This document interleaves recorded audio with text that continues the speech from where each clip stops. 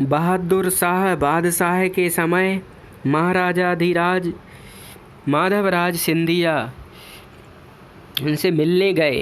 बादशाह ने मुल्लाओं को एकत्रित और उन लोगों से राय ली कि इस्लाम धर्म के आचार्य लोग बतावें कि इस्लाम धर्म में गाय के बारे में हदीस शरीफ में क्या है। उस समय बादशाह के खास और मौलवी कुतुबुद्दीन साहब ने बताया कि हदीस शरीफ में 4 बातें वर्जित हैं। काते उल सजर, बड़ पीपल आदि हरे पेड़ों को काटने वाला। नंबर 2, बाह उल बसर, मनुष्य को बेचने वाला। नंबर 3, जाबेह उल बकर, गाय को मारने वाला तथा किसी की स्त्री के साथ कुकर्म करने वाला। ये चारों पाप करने वाले कभी नहीं बख्शे जाएंगे।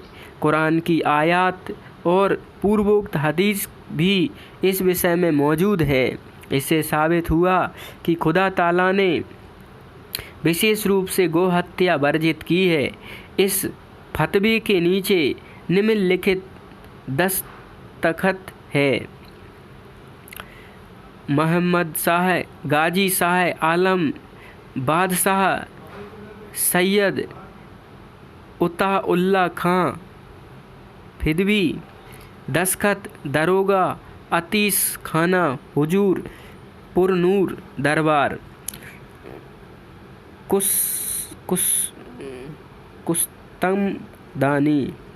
कुस्तमदानी ये हस्ताक्षर हैं। जिवह करदन बादा गावे सीरदार अज हदीस अमी अस्त मुजतन बजाते अल्लाह। दूध वाली गाय के मारने के विषय में हदीस का ऐसा ही हुक्म है। ईश्वर ने इसे वर्जित किया है। काजी मियाँ असगर हुसैन दस्तखत खास बल्द मुंशी इल्लाही खां मुहर काजी मोहम्मद शाह बादशाह गाजी सालार बाब फार फिदवी जंग का कुतुबुल मुल्क अमीर नुदौला और अताउल्लाह खां बहादुर जफर खादीस सर मोहम्मद रफ़ीक गुलाम अहमद उद्दीन। इस फतवे के बाद नीचे लिखा फरमान जारी हुआ। मुला जी माने बारगाहे खिलाफत व कार पर दाजान दरगाहे सल्तनत उमराय आली मिल दाकते जमी उल्माने सहलान मुसल्लायान महमयाने मुलालिही के महरूस दौलते अब्द मुद्दत को मालूम हो कि उन दिनों फरमान शाही सदर हुआ है कि गाय और बैल बेशुमार फ़ायदा और लाभ रखते हैं।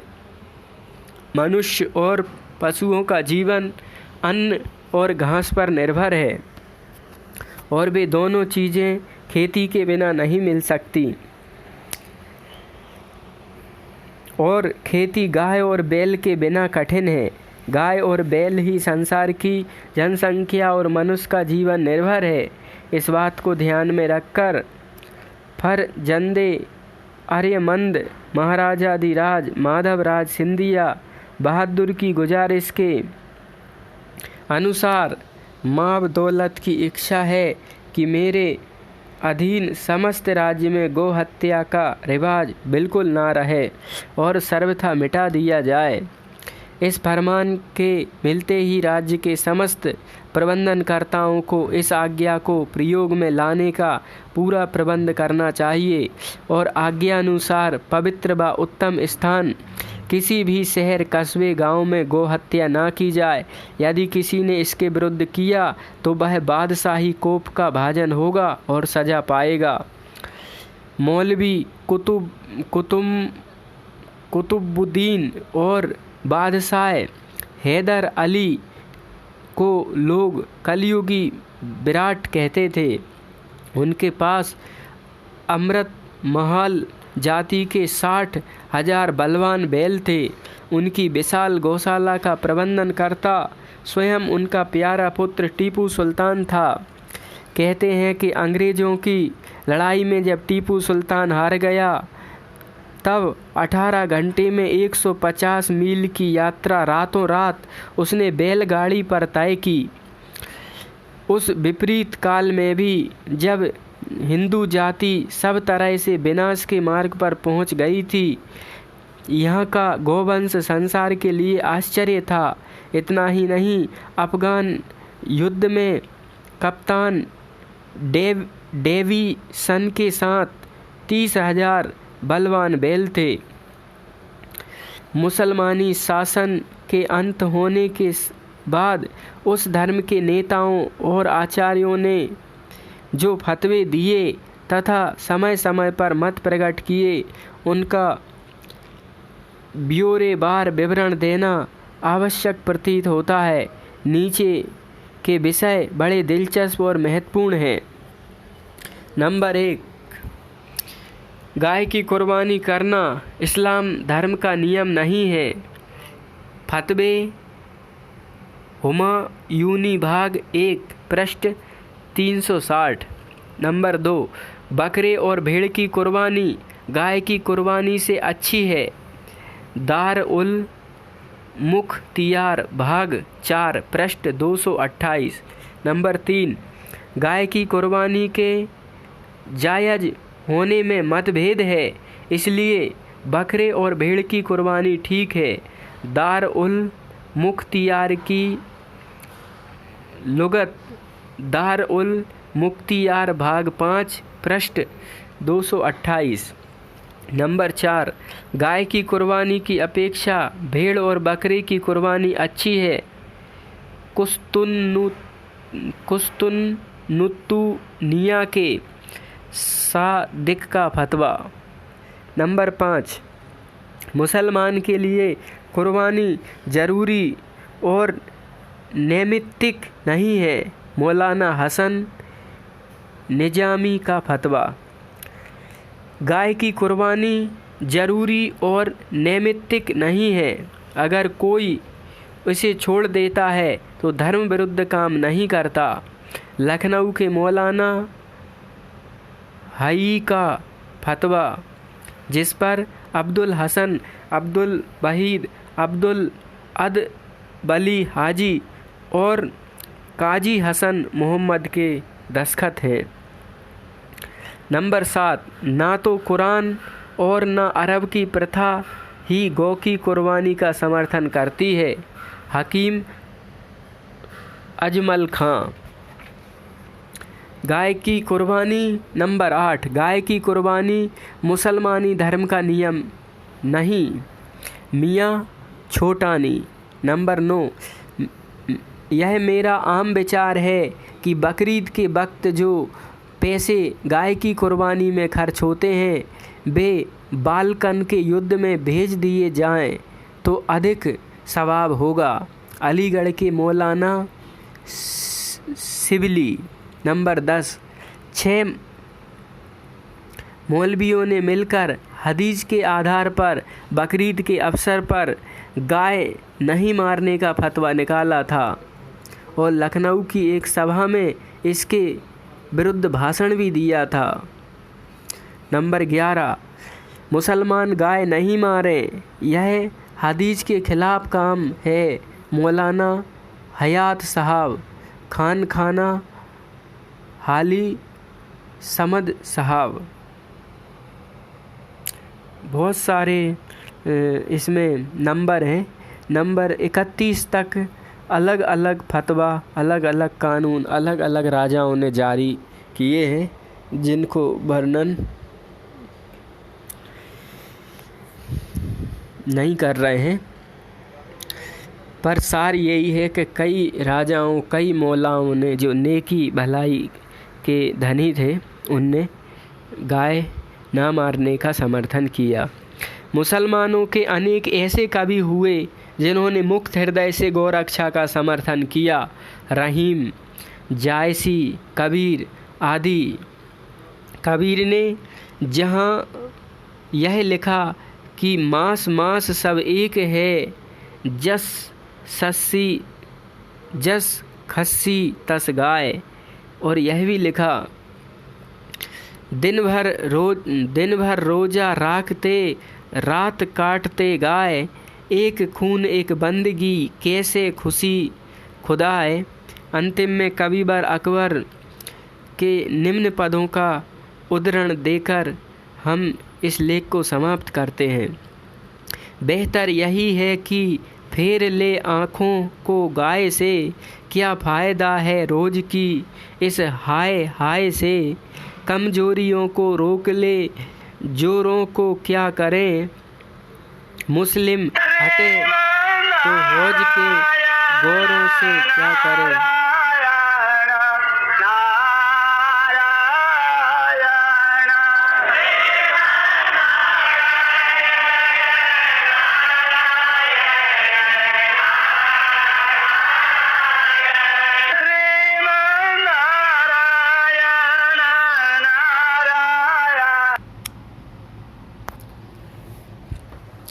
तो वो लिखते हैं, मुस्लिम काटे तो हौज के गौर से क्या करें, मुँह बंद हो सकेगा मुसलमान शरीफ का चस्का, मगर न जाएगा साहब से बीफ का। कबीर जी कहते हैं, मांस मांस सब एक है, जस खस्सी तस गाय। और कहते हैं, एक दिन भर रोजा राखते, रात को काटते गाय, एक खून एक बंदगी कैसे खुशी खुदाए। अंत में कबीर अकबर के निम्न पद का उद्धरण आता है, बेहतर यही है कि फेर ले आँखों को गाय से, क्या फ़ायदा है रोज़ की इस हाय हाय से। कमजोरियों को रोक दे, रोज़ों को क्या करें, मुस्लिम काटे तो फौज के गौरों से क्या करें, मुँह बंद हो सकेगा मुसलमान शरीफ का चस्का, मगर न जाएगा साहब से बीफ का। गाय और इस्लाम। अधिकतर मुसलमानों की क्या सर्वसाधारण की यही धारणा है कि मुस्लिम धर्म में गाय की कुर्बानी माने गोवध लाजमी है, क्योंकि भारत में बकरीद का कुशल से बीतना आज भी कठिन हो जाता है। परंतु वस्तुतः बात ऐसी नहीं है। मुस्लिम धर्म के संस्थापक स्वयं मोहम्मद साहब ने पैगंबर इस्लाम का इरशाद तफसीर दर मंसूर, अर्थात गाय की कुर्बानी व एहतराम किया करो कि वह तमाम चौपायों की सरदार है, ऐसा मोहम्मद साहब ने कहा था। गाय को जानवरों का सरदार बताया था और उसकी इज्जत करने की आज्ञा दी है। स्वयं हजरत ने कभी गाय की कुर्बानी नहीं की और न आज तक कभी गाय की कुर्बानी मक्के शरीफ में होती है। किसी दारुल इस्लाम में गाय की कुर्बानी की चाल नहीं है। मुसलमानी धर्म ग्रंथ में गाय के दुग्ध को अमृत और उसके मांस को विष बराबर बताया गया है। फिर भी भारत के कुछ अदूरदर्शी मुसलमान जिस प्रेरणा से पड़ोसियों के प्रेम को तिलांजलि देकर विश्व ग्रहण करते हैं, उसे धार्मिक प्रेरणा कैसे कहा जा सकता है। विचारशील मुसलमान पंडितों ने इस बात को समझा और गोवध बंद करने के लिए कई बार फतवा व्यवस्था भी दिया। इस अदृश्य शक्ति की बाधा से उनके प्रचार में सहायता न हिंदू ने की और न मुसलमानों ने। अरबी कॉलेज लखनऊ के प्रोफेसर जनाब मौलाना सैयद मोहम्मद सादिक साहब ने इस खाम ख्याली को दूर करने के लिए सन 1938 में गावकुशी और इस्लाम नामक एक छोटा सा रिसाला लिखकर मुसलमानों से अपील की कि इस्लाम में गोवध फर्ज नहीं है, अतः मुसलमान लोग उदारता को स्थान दें, गोवध का परित्याग करें। यह रिसाला कुछ थोड़ा सा छपकर रह गया। आवश्यकता थी कि इस रिसाले को लाखों प्रतियां उर्दू और हिंदी में छपाकर जनता में बांटी जाती और इसके द्वारा मुसलमान लोग समझा बुझाकर रास्ते पर लाए जाते। गौरक्षा के लिए बड़ी बड़ी योजनाएं हो रही हैं, पर इस ओर लोगों का ध्यान कम है।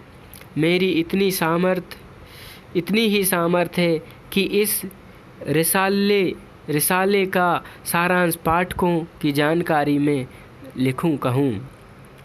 मौलाना साहब लिखते हैं कि आमतौर से मुसलमानों का ख्याल है कि कुर्बानी का बहुत बड़ा संबंध गाय से है, परंतु पैगंबर साहब के जीवन चरित्र पर ध्यान देने से मालूम होता है कि ऐसी धारणा निर्मूल है।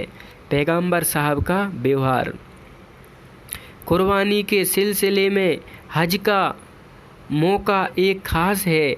यदि गाय की कुर्बानी की कुछ भी महत्ता होती तो वह ऐसे समय में उपेक्षित न होती। पैगंबर साहब का तर्जे अलम व्यवहार इस विषय में प्रमाण है। हदीस शरीफ में लिखा है, पैगंबर साहब की आदत थी कि वे 2 मेंढे ज़बह फरमाया करते थे। अबू दाऊद कहते हैं कि पैगंबर ने एमुल आखिर में 2 मेढ़े ज़बह फरमाए। जाबिर कहते हैं कि मुकाम मुसल्ली में कुर्बानी के वक्त में मौजूद था। जब पैगंबर खुतबा पढ़ चुके तो आपने एक मेढ़ा मंगवाया और उसे अपने हाथ से ज़बह फरमाया। एक बकरी भी उसके तमाम घर वालों के लिए काफ़ी है, चाहे वे कितने ही हों। यह रसूल की तालीम है। रसूल इकराम ने अपनी तरफ से भेड़ और ऊँट की कुर्बानी की। जादुल माद इनम कीम सफ़ा 353। इन प्रमाणों से स्पष्ट है कि पैगंबर इस्लाम की सुन्नत हज के मौके पर मेढ़े, बकरी और ऊँट की कुर्बानी करती थी। चौथी रवायत से यह भी मालूम होता है कि पशुधन पर ध्यान देकर एक बकरी की कुर्बानी से ही मनुष्य को कर्तव्य ऋण से विनिर्मुक्त कर दिया है। पैगंबर साहब का आहार। इल्मा इब्राहीम अपनी किताब जादुल आद के सफ़ा 37 में कहते हैं कि रसूल अकरम गिजा भोजन में ऊँट, भेड़, मुर्गा और तादगीर का गोश्त इस्तेमाल करते थे। पैगंबर की गिजा के उल्लेख में ऐतिहासिकों ने कहीं नहीं लिखा कि पैगंबर ने और गिजाओं की तरह कभी गाय का गोश्त भी इस्तेमाल फरमाया। इसलिए अल्लाह इस्लाम के लिए वाजिब है कि उनके पैगंबर के आहार व्यवहार में जो चीज़ें दाखिल ना हों उनसे परहेज करें। मुमकिन है कि बहुत खोज के बाद कोई एक दो अवसर ऐसे जुटा दिए जावें जिनसे साबित हो कि मोहम्मद ने गोश्त भी इस्तेमाल किया, लेकिन ऐसी इत्तफाकी और नादिर घटनाएं पैगंबर के आहार विहार में शुमार किए जाने के काबिल नहीं हो सकती। कुर्बानी बलि के लिए सबसे बेहतरीन श्रेष्ठ चीज़ कौन? एक ही हैसियत की बहुत सी चीज़ों में से बेहतर चीज़ों को चुन लेना मनुष्य का स्वभाव है। शरीयत की तरफ से बेशुमार चीज़ें खाने के काबिल करार दी गई हैं, तो क्या इंसान को सब चीज़ें खा ही लेना चाहिए? अकल किसी वक्त इसकी तायीद नहीं कर सकती। ज़रूरत है कि मौके पर इंतखान की ताकत से काम लिया जाए। हर हलाल चीज़ को हलाल समझकर खा लेना और उसके गुण दोष पर विचार ना करना अकल के खिलाफ नाकाबिल इनकार मोर्चा आराई है। गधे का गोश्त खाना सर अतु जायज़ है, फिर मुसलमान क्यों नहीं खाते? घोड़े का गोश्त खाना हराम नहीं है, फिर क्यों मुसलमान इसका इस्तेमाल नहीं करते? क्योंकि घोड़े और गधे से दूसरे काम के फ़ायदे हैं। समझ में नहीं आता कि मुसलमान जो हैवानी मुआफ़ा का इस हद तक पास लिहाज रखते हैं, वे गाय के बारे में क्यों इस कदर तंग नज़री का सबूत देते हैं। हैवानात के चुनाव की ज़रूरत। कुर्बानी के चुनाव का तरीका यही है कि जिन जानवर से जो ज़रूरतें जुड़ी हों उन्हें उसी काम के लिए रहने देना चाहिए, और कुर्बानी सिर्फ़ उन्हीं जानवरों की होनी चाहिए जो इन लाभों से संबद्ध हों। दूध, दही और घी से ज़्यादा कौन सी चीज़ आदमी के जीवन के लिए आवश्यक है? फिर ऐसी सूरत में बिला शुबा यह नतीजा निकलता है कि जिन पशुओं से ऐसे लाभ हों उन्हें उन लोभों के लिए ही छोड़ देना चाहिए, उन लाभों के लिए छोड़ देना चाहिए, और कुर्बानी के लिए केवल इन्हीं पशुओं को काम में लाना चाहिए जिनसे इस प्रकार के लाभ ना होते हों।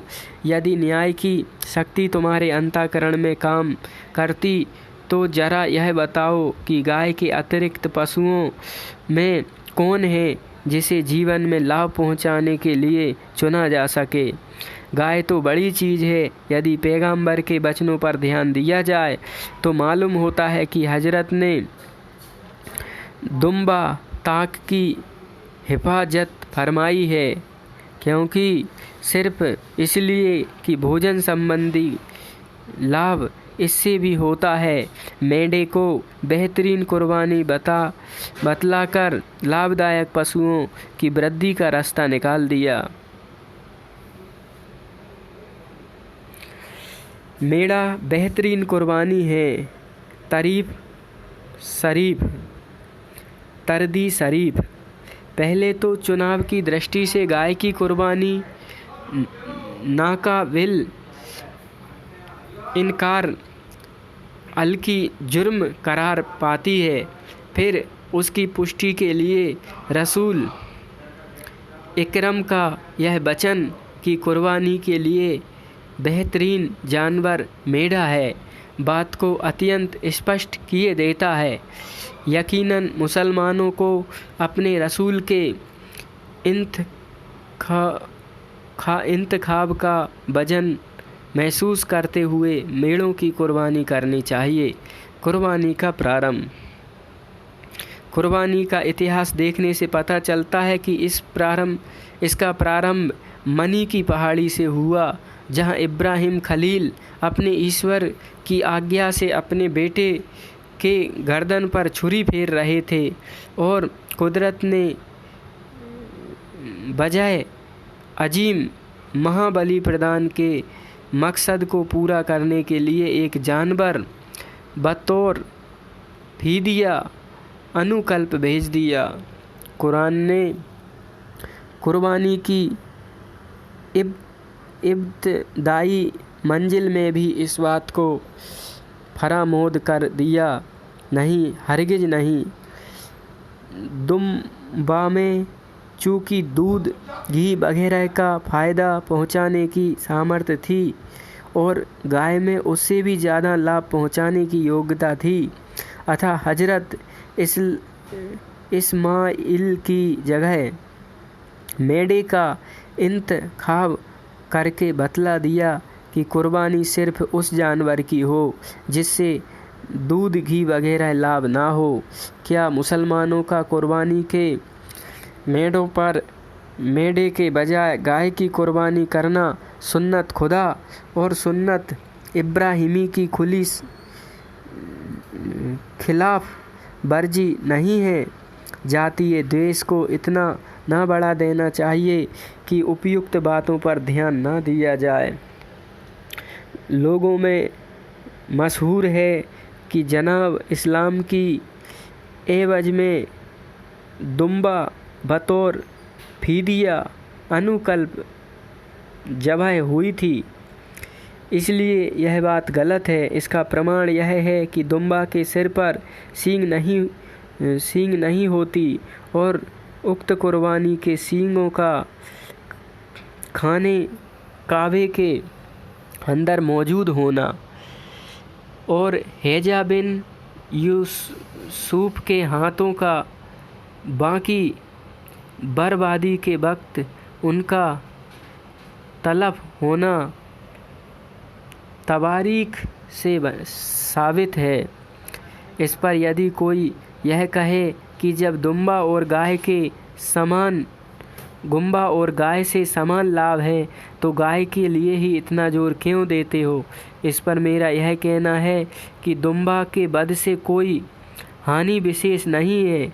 देश के सुख शांति में कोई बाधा नहीं पड़ती, नर हत्या की नौबत नहीं आती। गाय की कुर्बानी में उपयुक्त सभी उपद्रव होते हैं और शरीयत में भी गाय के गोश्त के इस्तेमाल ना करने पर जोर दिया गया है।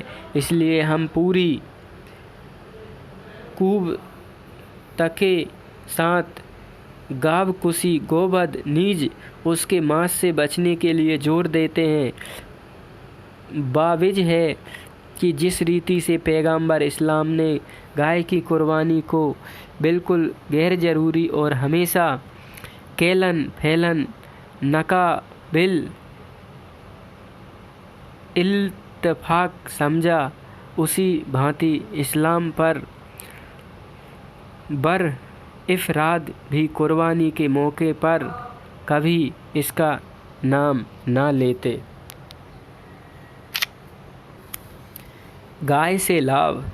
गाय ही ऐसा लाभदायक पशु है जिसके घी और दूध में परमेश्वर ने गंध की मात्रा मिला दी है। कमज़ोर बच्चे जितना उससे दूध से लाभान्वित होते हैं और किसी पशु के दूध से नहीं होते।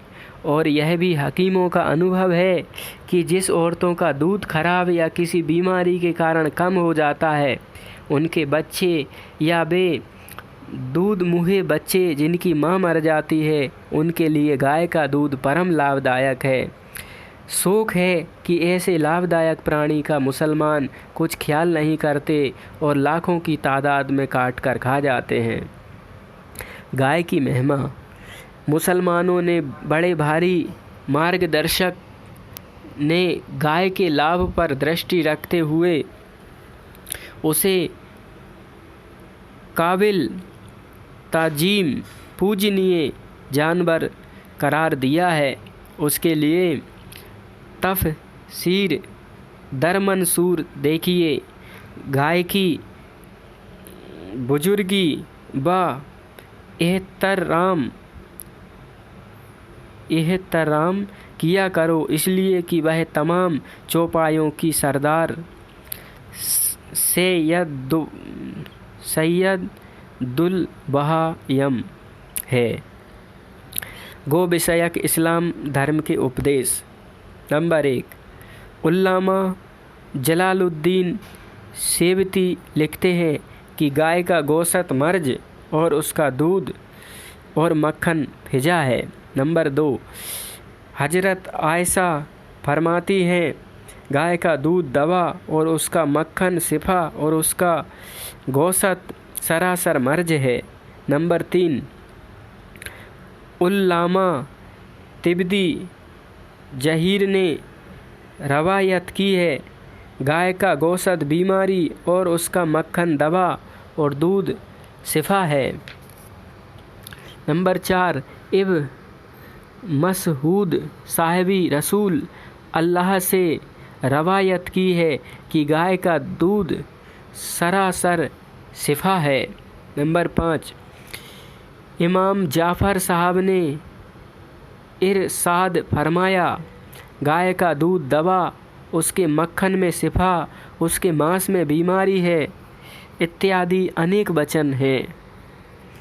जिन बड़े बड़े बादशाहों और उमराओं ने गोवध बंद करने की आज्ञा दी या जिनके राज्य में कारण विशेष से गोवध बंद किया, उनका तरीका निम्नलिखित है। अब्दुल मुल्क इब्न मरदान के सूबादार इराक हिजाज बिन यूसुफ ने अपने सूबा के हदूद के अंदर गोवध रोक दिया था।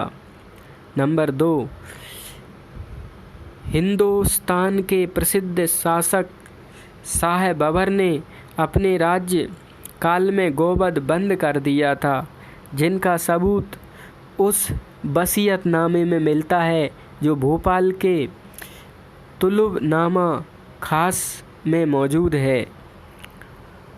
अखबार तोहफ़-ए-हिंद 9 जुलाई 1923। नंबर 3, बाली हुकूमत अफ़गानिस्तान ने 110 उलमा अहल सुन्नत के फतवा के बमूजिब गाय की कुर्बानी बंद की। तोहफ़-ए-हिंद बिजनौर 11-12 नवंबर 1923। Number 4, his L salted high neck हुजूर निजाम ने गाय की कुर्बानी बंद करने का हुक्म सादिर फरमाया। तोहफ़-ए-हिंद 18 नवंबर 1937। नंबर 5, नवाब साहब राधनपुर। नंबर 6, नवाब साहब मंगरोल। नंबर 7, नवाब साहब बहादुर सरदाना जिला करनाल। नंबर 8, नवाब साहब गुड़गावा। नंबर 9, नवाब साहब मुर्शिदाबाद। ये मुल्क की तमाम नामवर हस्तियां गोवध के विरोधी हैं। हिंदुस्तान अखबार लखनऊ 2 नवंबर 1924 के बातें हैं। नंबर 10, शरीफ मक्का ने गोवध बंद कर दिया। खैरब बरकत मौलाना फारूकी लिखित। नंबर 11, सोखुल कुस्तुमतुनिया ने भी गोवध बंद कर दिया। नंबर 12, लखनऊ के 6 उलमाए सुन्नत ने गोवध बंद करने के फतवा दिया। नंबर 13, मौलाना अब्दुल बारी साहब मरहूम फिरंगी महली ने गाय की कुर्बानी बंद करने के लिए फतवा साया किया। तो हफ ए हिंद बिजनौर 15 नवंबर 1922। उपयुक्त उलमा के अलावा तहकीक के बाद मालूम होता है कि अकबर, जहांगीर, शाहजहां, मोहम्मद शाह आलम के राज्यकाल में भारत में गोवध बंद था। मैंने यथासंभव मौलाना साहब के ही शब्दों को दोहराया है। इसमें संदेह नहीं है कि संक्षिप्त करने के यत्न में मूल्य की बहुत शक्ति बहुत कम हो गई, जो कि मौलाना साहब की लेखनी से प्रकट होती थी। फिर भी इस लेख से स्पष्ट है कि गाय की कुर्बानी मुसलमानों का मजहबी फर्ज नहीं है, बल्कि उनके धर्म में गाय की इज्जत करने की आज्ञा है और गौमांस भक्षण की निंदा है। इसके विरुद्ध भी जो कुछ होता है वह हिंदू मुस्लिम विरोध चालू रखने के लिए होता है। ये बातें यदि मुसलमान मात्र पर किसी भांति विदित की जा सकें तो हिंदू मुस्लिम प्रेम दृढ़ता रूप से स्थापित हो सकता है। हिंदू मुस्लिम समस्या के सुलझाने का अन्य उपाय भी नहीं है। हिंदू मुस्लिम मिलकर ही भारत से गोवध के निर्मूल करने की आयोजना को रोककर देश में सुख समृद्धि की स्थापना कर सकते हैं। यह लेख कल्याण के गो अंक में आता है और लेखक पंडित विजयानंद जी त्रिपाठी है। हरिओम दास ब्रह्मचारी विदिशा द्वारा आप सबकी सेवा में निवेदित है।